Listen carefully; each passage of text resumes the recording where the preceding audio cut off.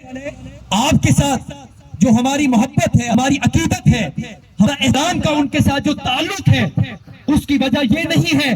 کہ آپ نے یہاں پہ محلات تعمیر کیے تھے، آپ نے یہاں پہ کوئی بہت بڑے بنگلے قائم کیے تھے، یہاں پہ کوئی میوزیم قائم کیے تھے، عجائب گھر قائم کیے تھے، نہیں برادر اسلام، آپ کے ساتھ محبت کی وجہ یہ ہے،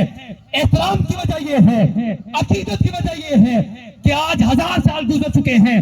ہم آپ کے نعرے الاپ رہے ہیں۔ وجہ یہ ہے کہ آپ نے سرزمین ہند کے اوپر دین اسلام کی شمع کو روشن کیا تھا۔ سبحان اللہ۔ بولیے گا صاحب، بس آخری کلمات ہیں۔ آپ نے سرزمین ہند کے اوپر، سرزمین لاہور کے اوپر دین اسلام کی شمع کو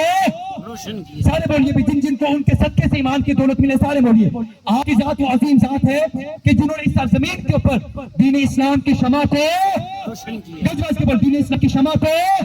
روشن کیا تھا، اللہ کی توحید کا پرچار کیا تھا،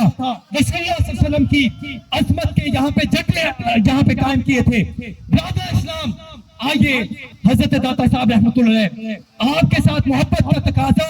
یہ بھی ہے، یقیناً لنگر کا بچنا، دسترخوان سجانا، یہ بھی محبت کا تقاضا ہے، لیکن آج جس چیز کی سب سے زیادہ ضرورت ہے اور ہم میں حضرت داتا صاحب سے محبت کا یہ تقاضا بھی ہے کہ داتا صاحب رحمۃ اللہ علیہ، آپ کا مشن لا کلمات اللہ تھا،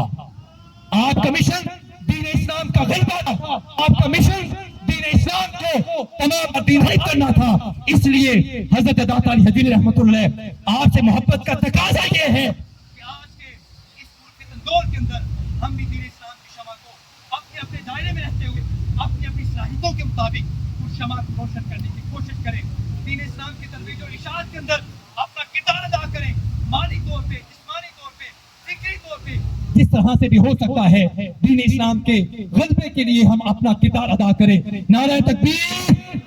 گجواز کے بولی، نعرہ تکبیر، نعرہ رسالت،